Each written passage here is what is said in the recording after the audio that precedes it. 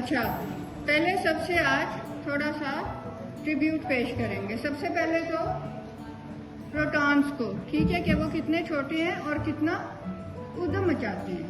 ठीक है, करें, चले करें।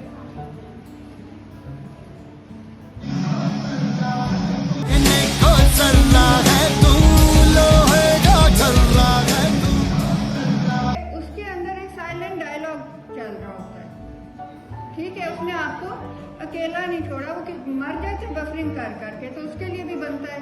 तो फिर करें, ठीक है। तेरी मिट्टी में मिल जावा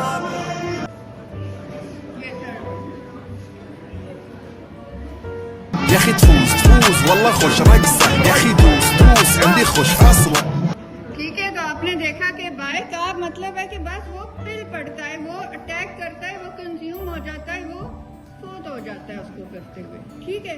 लेकिन वो उसको न्यूट्रलाइज करता है, चाहे उसको करते करते खुद भी खत्म हो जाता है, ठीक है। अच्छा, अब हम कल से स्टार्ट करते हैं कि कल हमने किधर छोड़ा था। हमने लैक्टिक एसिडोसिस टाइप B3 पे थे ना, ठीक है। पहले हमने किया था ए था कि हाइपोक्सिया, टिश्यू हाइपोक्सिया होता है इसमें, ठीक है।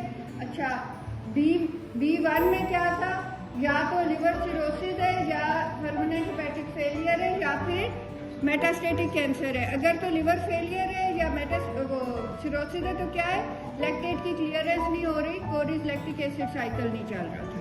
मेटास्टेटिक अगर कोई डिजीज है तो उसमें क्या है, वॉरबर्ग इफेक्ट की वजह से जो आपके कैंसर सेल्स हैं वो क्या कर रहे हैं, एनारोबिक मेटाबॉलिज्म पे शिफ्ट हुए हैं, क्योंकि एंजियोजेनेसिस, ब्लड वेसल्स की फॉर्मेशन उतना रैपिड उससे कोप नहीं कर सकती जितनी उनकी ग्रोथ की स्पीड है, ठीक है ना। अच्छा, तो इसलिए उसमें लैक्टेट एक्यूमुलेट हो रहा था। फिर हमने B2 किया था जो कि ड्रग्स एंड टॉक्सिन्स है, ठीक है ना। अच्छा, तो अब B3 क्या था, इनबॉर्न एरर्स ऑफ मेटाबॉलिज्म था, ठीक है। तो इनको हम 1 बाय 1 करते हैं। सबसे पहले आ जाता है pyruvate, glucose phosphate dehydrogenase deficiency. पहले तो आप लोग सोचो कि ये क्या है, क्या करता है, और ये क्या करता है, और इसकी डेफिशिएंसी से लैक्टिक एसिडोसिस कैसे होगा, क्या करता है, किस ग्लूकोज 6-फॉस्फेट डिहाइड्रोजिनेज G6PD,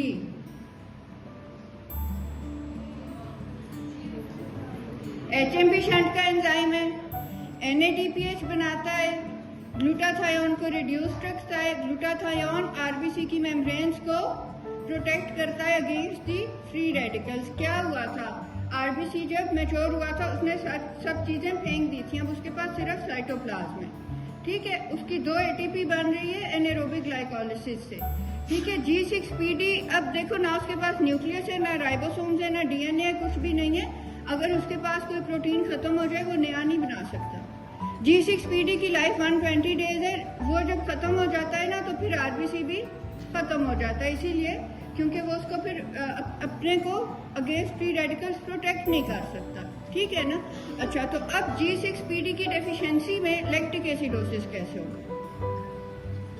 देखो, अगर इसकी डेफिशिएंसी है तो इसका मतलब है कि उसका लाइफ स्पैन जो 120 से भी कम हो गया, ठीक है ना। अच्छा, जब 120 से भी कम हो गया तो हिमोलिसिस होगा, ठीक है ना। वो जब स्प्लीन में से स्क्वीज थ्रू नहीं कर पाएगा तो क्या होगा, वो डिस्ट्रॉय हो जाएगा, वो उधर खत्म हो जाएगा, ऐसे ही है। अच्छा, फिर क्या होगा, हिमोलिटिक अनीमिया। अनीमिया में क्या होगा, आपको ऑक्सीजन नहीं मिल रही, ऑक्सीजन नहीं मिल रही तो वही जो आपका एक्सेस है, कौन सा एक्सेस है कि ग्लूकोज आया, उससे पायरुवेट बना, उससे एसिटाइल CoA बना, वो सिट्रिक एसिड साइकिल में गया और अल्टीमेटली इलेक्ट्रॉन NADH और FADH2 में बैठ के इलेक्ट्रॉन ट्रांसपोर्ट चेन में गए। अब वो नहीं जाएंगे तो फिर क्या होगा, इधर एक्सिस ऑफ ईवल बनेगा। वो क्या था, एक्सिस ऑफ ईवल क्या था कि पायरुवेट लैक्टेट बनाने लग गया, ठीक है, कोई शक। अच्छा, फिर है कि PDH डेफिशिएंसी। PDH क्या है, पायरुवेट डिहाइड्रोजिनेज कॉम्प्लेक्स है, क्या करता है, पायरूवेट का एसिटाइल कोए बनाता है, ठीक है।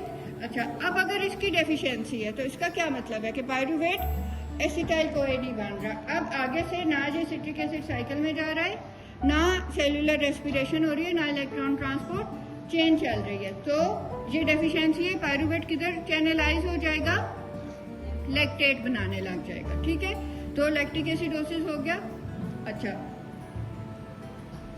फिर अच्छा फ्रुक्टोज 1,6 बिसफॉस्फेटेज डेफिशिएंसी, दिमाग घूम गया, कोई समझ आ रही है कि ये आपका जो है लैक्टिक एसिडोसिस कैसे कर रहा है, ये किसका एंजाइम है, ग्लूकोनियोजेनेसिस का एंजाइम है, ठीक है। तो इसकी डेफिशिएंसी लैक्टिक एसिडोसिस कैसे कर रही है। अब ये देखो, जैसे ये जो है ग्लाइकोलिसिस है, रेड में मैंने बनाया है, और वापसी में ग्लूकोनियोजेनेसिस बनाया है। कैसे होता है ग्लूकोनियोजेनेसिस,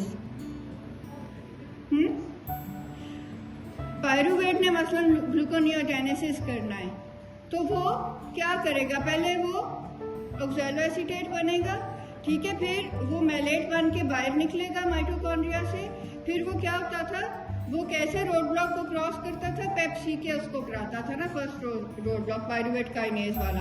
फिर वो क्या करता था, छलांगे मारते हुए ऊपर पहुंच जाता था जब तक कि उसको सेकंड रोड ब्लॉक मिलता था, और सेकंड रोड ब्लॉक को इसने क्रॉस कराना है, ठीक है। अब अगर ये नहीं क्रॉस करा रहा, इसका क्या मतलब है कि ग्लूकोज नहीं सिंथेसाइज हो सकता, ठीक है ना, अभी उसको ब्लॉक लग गया, ठीक है। तो उसमें फिर क्या होगा कि पायरूवेट इधर तो नहीं जा सकता, वो क्या करना चाह रहा था, ग्लूकोज बनाना चाह रहा था। अच्छा, ये जितने आपके ग्लूकोनियोजेनिक अमीनो एसिड्स भी है ना, क्या वो बना पाएंगे, वो ग्लूकोज बना सकेंगे। जैसे आपको डॉक्टर फतैया ने पढ़ाया है ना, कुछ अमीनो एसिड अल्फा कीटोग्लूटारेट के लेवल पे टीसीए में एंटर हो रहे हैं, कुछ जो है वो सक्सिनाइल कोए पे एंटर हो रहे हैं, कुछ फ्यूमारेट के लेवल पे, क्या वो बना लेंगे ग्लूकोज,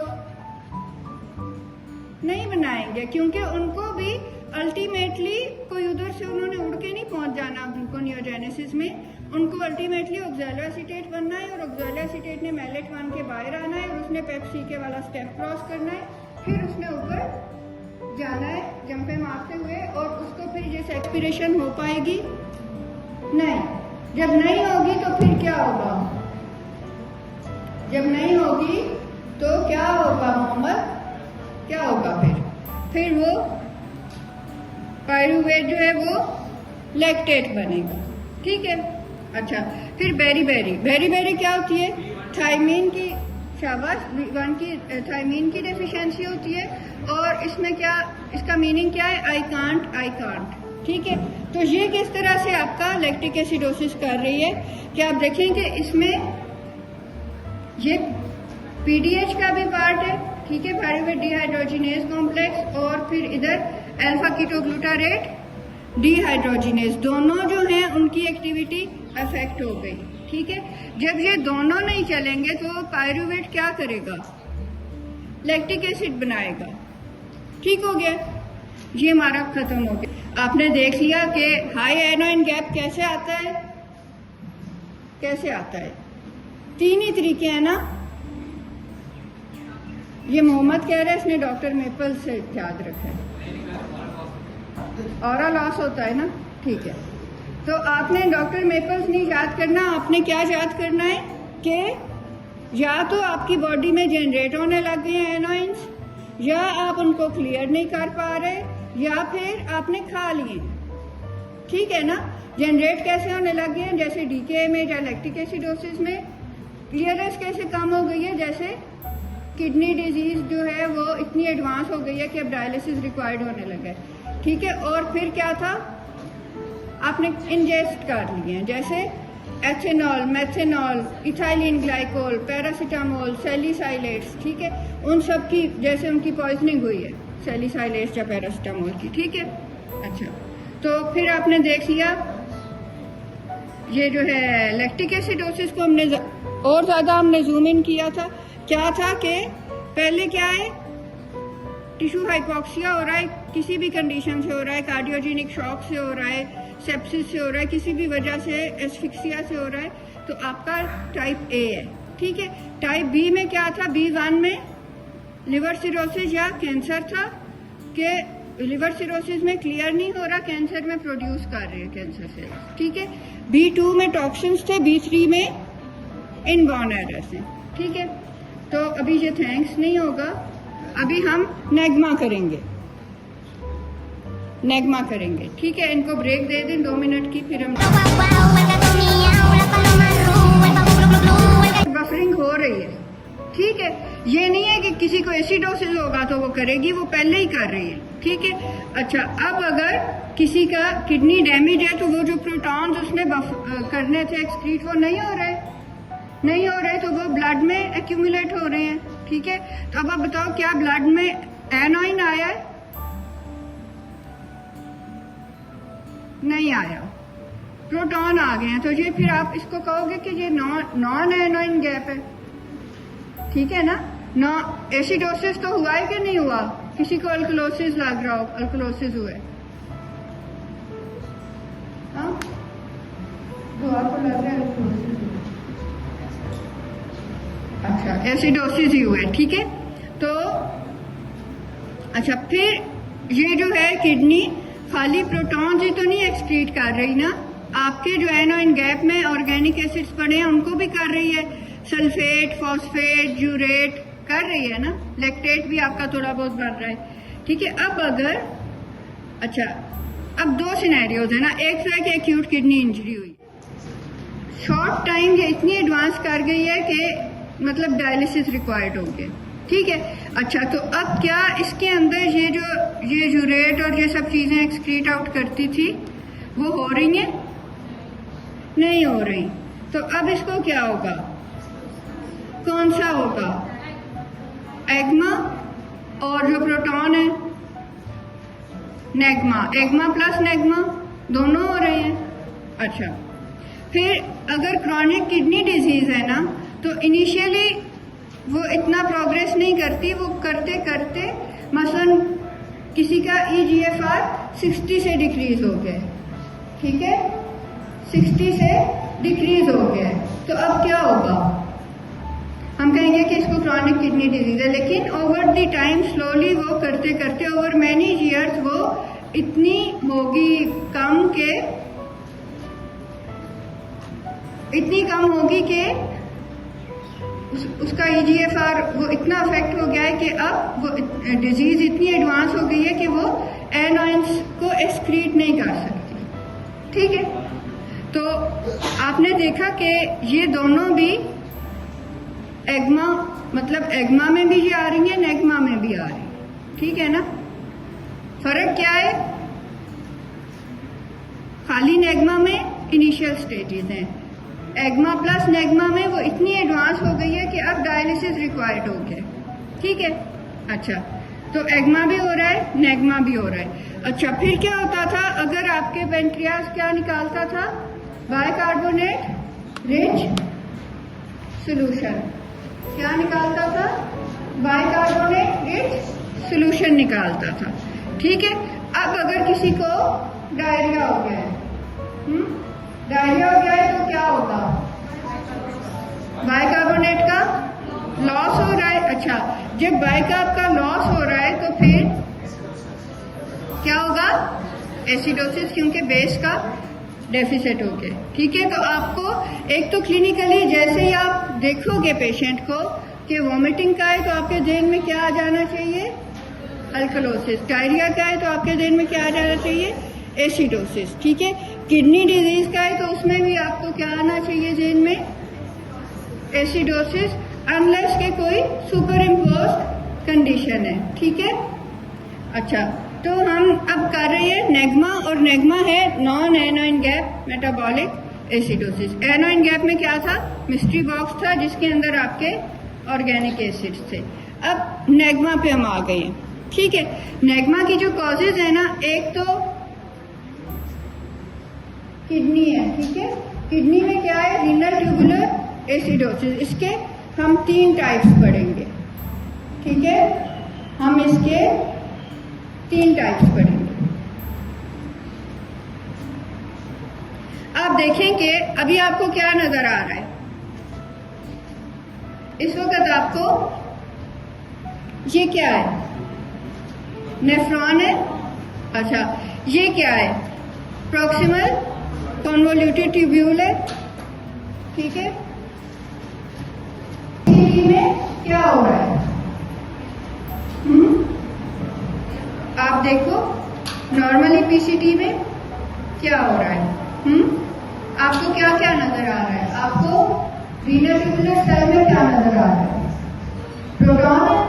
आपको ल्यूमेन में क्या नजर आ रहा है? बाइकार्ब है। ठीक है। अच्छा, अब जो है इसमें आप देखें कि नॉर्मली क्या होना था, क्या प्रोटॉन को यूरिन में जाना था। ठीक है, नॉर्मली बाइकार्ब को क्या होना था, रिक्लेम होना था। ठीक है। अच्छा, मतलब बाइकार्ब को ब्लड में जाना था और जो भी बाइकार्ब बफरिंग में लॉस हुआ है उसने जाके काट देना था। ठीक है। अच्छा, फिर अगर हम कहते हैं कि ये नहीं हो रहा, ठीक है, इसमें प्रॉब्लम हो गई है, ये अब प्रॉक्सिमल कॉन्वोल्यूटेड ट्यूब्यूल डैमेज है और ये नहीं हो रहा। अब क्या होगा? क्या अब बाइकार्ब जो है वो यूरिन में जाएगा और प्रोटॉन ब्लड में जाएंगे? उल्टा हो गया ना काम। ठीक है, क्योंकि ये डैमेज्ड है। ठीक है, तो अब इसको एसिडोसिस होगा। क्या इसको एनाइन गैप होगा? फातिमा, एनाइन गैप एसिडोसिस है या नॉन एनाइन गैप? देखिए प्रोटॉन सिर्फ गए हैं, non A9. Excellent, non A9 है। ठीक है ना, प्रोटॉन गए हैं ना, और बाइकार्ब किधर जा रहा है? यूरिन में जा रहा है। अगर बाइकार्ब ना जाता तो वो क्या करता? इसको बफर करता। अब वो वेस्ट हो रहा है यूरिन में, तो ये भी क्या अब ये एसिडोसिस को एग्रेवेट करेगा या उसको कम करेगा? एग्रेवेट करेगा ना, क्योंकि वो उसका लॉस हो रहा है। ठीक है, तो आपने देख लिया कि जो क्रॉनिक किडनी डिजीज या CKD है उसमें प्रॉक्सिमल कॉन्वोल्यूटेड ट्यूब्यूल जो है वो डैमेज्ड है और क्या हो रहा है कि प्रोटॉन्स जो हैं उनकी रिटेंशन हो रही है और बाइकार्ब यूरिन में वेस्ट हो रहा है। नॉर्मली क्या करना था पीसीटी ने? प्रोटॉन्स को उसने वेस्ट करना था और बाइकार्ब की रिक्लेमेशन करनी थी। ठीक है, तो अब क्या होगा? प्रोटॉन्स रिटेन होंगे। प्रोटॉन्स क्या करेंगे? Non anion gap acidosis. ठीक है ना, वो एनाइंस तो नहीं साथ आए ना, बस प्रोटॉन्स है खाली, तो नेग्मा। तो आपने देख लिया कि RTA1 जो है उसमें क्या अब आप देखेंगे कि अब मसलन जो है GFR इसमें नॉर्मल है, जितने रीनल ट्यूबुलर एसिडोसिस है ना उनमें GFR नॉर्मल आ रहा है। अब इसमें है डिस्टल कॉन्वोल्यूटेड ट्यूब्यूल का डिसफंक्शन। ठीक है, ये जो भी हमने किया है ना, ये हमने क्या किया है? क्रॉनिक किडनी डिजीज हमने की है। ठीक है, क्रॉनिक किडनी डिजीज में क्या हो रहा है कि नॉर्मल क्या फंक्शन था? प्रोटॉन को यूरिन में जाना था, बाइकार्ब को ब्लड में जाना था। GFR डिक्रीज हो रहा है। हम उसको शुरू ही ऐसे करते हैं ना कि 60% से नीचे हो गया। ठीक है, ठीक है। अच्छा, तो अगर क्रॉनिक किडनी डिजीज में GFR डिक्रीज हो रहा है, लेकिन आप जो रीनल ट्यूबुलर एसिडोसिस देखोगे ना उसमें GFR डिक्रीज नहीं हो रहा होगा। ठीक है। अच्छा, क्रॉनिक किडनी डिजीज में हमने क्या देखा कि नॉर्मल क्या फंक्शन था? नॉर्मल क्या था कि बाइकार्ब को ल्यूमन से ब्लड में जाना था, प्रोटॉन को एक्सक्रीट होने के लिए ल्यूमन में आना था, बाइकार्ब को ब्लड में जाना था। क्रॉनिक किडनी डिजीज में उल्टा हो गया है, प्रोटॉन ब्लड में जा रहे हैं, बाइकार्ब यूरिन में जा रहे हैं। ठीक है। अच्छा, अब हम आते हैं RTA1। एक हमने देख ली है नेग्मा की, हमने एक कॉज कर ली है और वो क्या है? Chronic kidney disease. अब हम आ गए आरटीए पे ना। आरटीए जो है रीनल ट्यूबुलर एसिडोसिस, ठीक है। आप सब यही सोच रहे थे, कोई इसको रोड ट्रैफिक एक्सीडेंट तो नहीं सोच रहा था, ठीक है। तो ये है रीनल ट्यूबुलर एसिडोसिस, इसकी टाइप्स हैं। नंबर 1, उसमें क्या है, जीएफआर नॉर्मल है, डीसीटी का डिसफंक्शन है, ठीक है, डिस्टल कॉन्वोल्यूटेड ट्यूब्यूल का डिसफंक्शन है, ठीक है। अब ये ऑटोइम्यून डिजीजेस कॉज कर सकती हैं, लिथियम कॉज कर सकता है। पहले तो हम देखेंगे कि नॉर्मल डीसीटी ने क्या करना था। नॉर्मल क्या करना था, प्रोटॉन को उसने यूरिन में डालना था और पोटेशियम को उसने एब्जॉर्ब करना था, ठीक है। ये अच्छी बात थी कि प्रोटॉन से हमें जान छुटानी है ना। प्रोटॉन क्या करता है, उद्गम मचाता है, डैमेज करता है, ठीक है। तो प्रोटॉन जा रहा था और पोटेशियम आ रहा था, ये बहुत अच्छी बात थी, ठीक है, बहुत अच्छी बात थी। लेकिन अब ये अगर डैमेज्ड है, अब क्या होगा, पोटेशियम जाएगा और प्रोटॉन ब्लड में आएगा।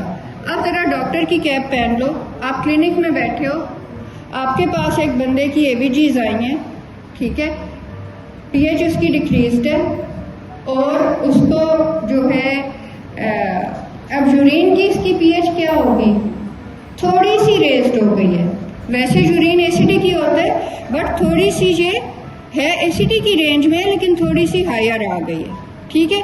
तो आपको फौरन इसमें जाना चाहिए कि इसके प्रोटॉन्स जो हैं वो नहीं आ रहे और इसको हाइपोकेलीमिया हो रहा है।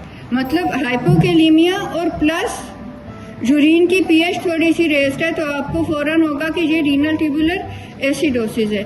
इसको सीकेडी से कैसे डिफ्रेंशिएट करोगे, उसमें भी तो प्रोटॉन जो है वो नहीं जा रहे थे ना, लेकिन उसमें जीएफआर भी डिक्रीज है और उसमें हाइपोकेलीमिया नहीं हो रहा है, ठीक है ना, इसमें हाइपोकेलीमिया हो रहा है, ठीक है। अच्छा, अब हम आ जाते हैं रीनल ट्यूबुलर एसिडोसिस टाइप 2 पे।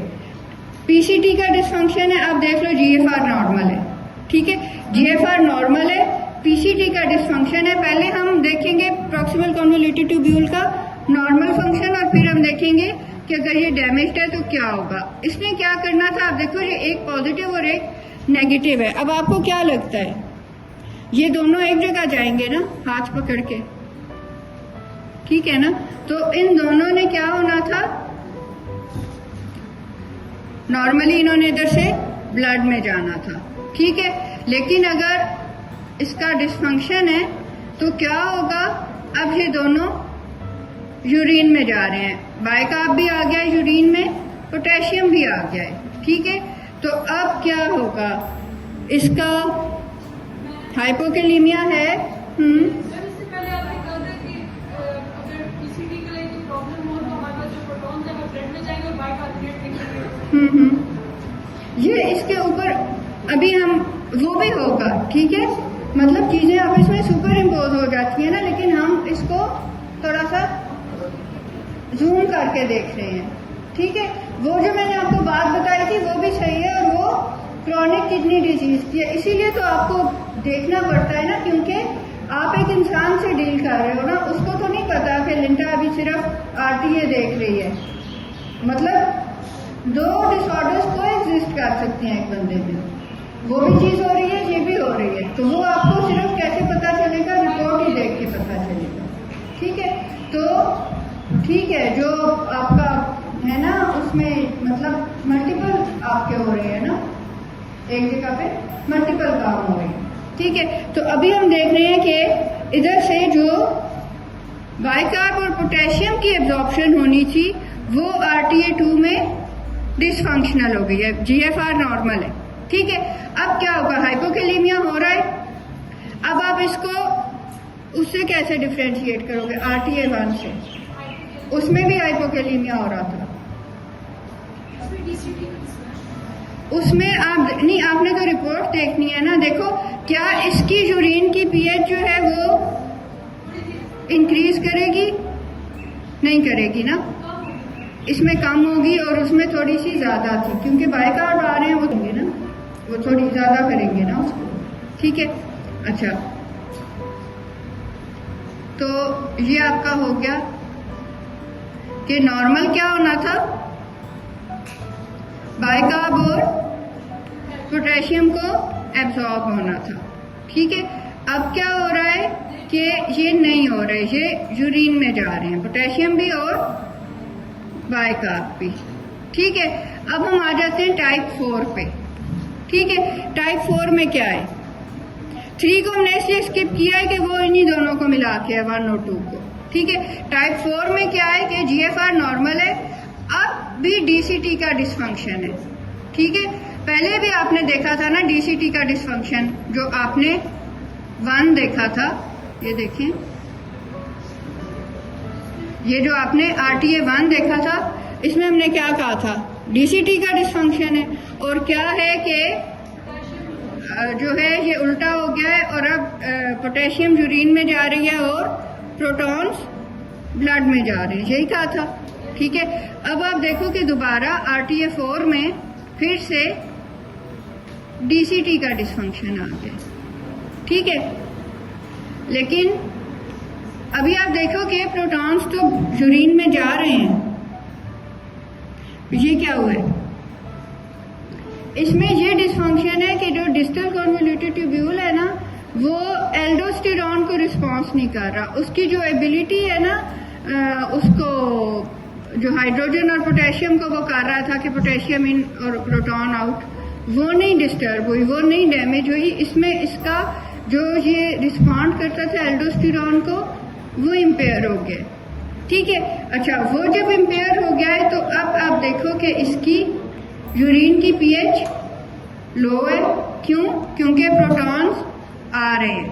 ठीक है, यूरिन की एसिडिफिकेशन इंटैक्ट है। ठीक है, अब इसमें 2 बातें हो सकती हैं, या तो एल्डोस्टेरॉन आपका कम हो गया है बॉडी में, या वो है लेकिन उसको डिस्टल कन्वोल्यूटेड ट्यूब्यूल रिस्पॉन्ड नहीं कर रहा। ठीक है, उसको रिस्पॉन्ड नहीं कर रहा। अच्छा, अब आपने किडनी की भी देख ली। लास्ट में क्या है, ये हमने देखा था कि अगर डायरिया होगा तो हमने क्या कहा था, उसको एसिडोसिस होगा। क्यों होगा? क्यों होगा? बेस का लॉस हो रहा है। क्या इसमें एनोइन आ रहे हैं? तो क्या इसको नेगमा होगा, एक्मा? नेगमा होगा। ठीक है, तो अब हम डेल्टा रेशो को देखें। 40 है, अभी 45, वो घड़ी खराब है, इसकी मुझे फोन पे नजर आ रही है।